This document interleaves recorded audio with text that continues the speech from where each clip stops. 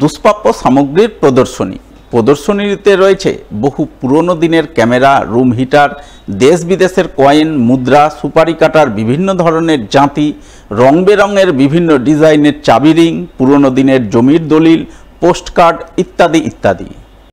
আর এই সমস্ত দুষ্প্রাপ্য সামগ্রী নিয়েই শনিবার তৃতীয় বর্ষের প্রদর্শনী আয়োজন করলেন মালদা নিউ মিসম্যাটিক অ্যান্ড কালেক্টরস ফোরামের সদস্যরা।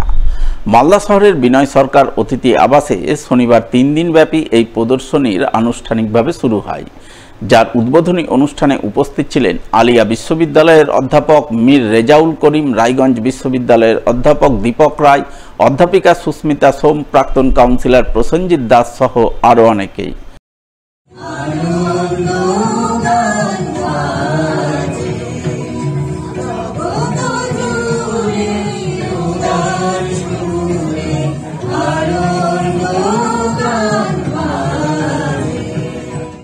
আমাদের মালদা নিউমিসম্যাটিক ফোরাম এবং কালেক্টরস ফোরামের তৃতীয় বর্ষ পূর্তি উৎসব হচ্ছে।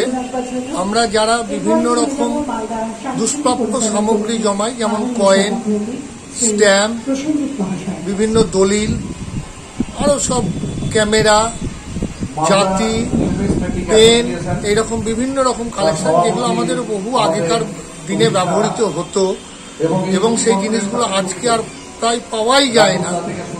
অনেক মানুষ চোখে দেখেনি, তাই সেইগুলোকেই দেখানোর জন্য, ইন্টারেস্ট গ্রো করানোর জন্য এবং এর যে ঐতিহাসিক মূল্য আছে তা ছাত্রছাত্রীদেরকে বোঝানোর জন্য, পরবর্তী জেনারেশনকে বোঝানোর জন্যই আমরা এই প্রদর্শনীটা করেছি। এখানে আমাদের বিদেশি কয়েন, দেশি কয়েন, কমেমোরেটিভ কয়েন, স্বাধীনতার আগের স্ট্যাম্প, স্বাধীনতার পরবর্তীকালের স্ট্যাম্প, আগেকার দিনের 50 পয়সার খাম থেকে শুরু করে তারপরে 75 পয়সার খাম থেকে আধুনিক যে 1 টাকার খাম, 15 পয়সার ইংল্যান্ড থেকে শুরু করে আজকে যে 75 পয়সার ইংল্যান্ড, সব রকম বিভিন্ন পুরনো দিনের জাতি, পেন, ক্যামেরা এবং আরো যেসব যারা সংগ্রহ করেছে দলিল, বিভিন্ন আপনার সেই ইস্ট ইন্ডিয়া কোম্পানির আমলের ব্যবহার করা কয়েন, নোট, এগুলো সব আজকে আমাদের এখানে প্রদর্শনীতে আছে। এখানে দর্শকদের মনে তো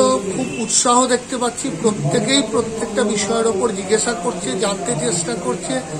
বিশেষ করে আমরা আজকে দেখতে পাচ্ছি যে সবচেয়ে বেশি স্কুল পড়ুয়া ছেলে মেয়েদের ভিড় হয়েছে এবং তাদের মধ্যে একটা ভীষণ রকম জিজ্ঞাসা যে জিনিসগুলো কি, এগুলো কি কাজে ব্যবহার হতো, কোন সময় মানুষ এগুলো ব্যবহার করত, আজকের পরিবর্তে আমরা কি ব্যবহার করছি, সেই জিনিসগুলো এরা খুব ভালো করে জানতে চাইছে। এবারে এক নজরে দেখে নেই মালদার আবহাওয়া সংক্রান্ত খবর।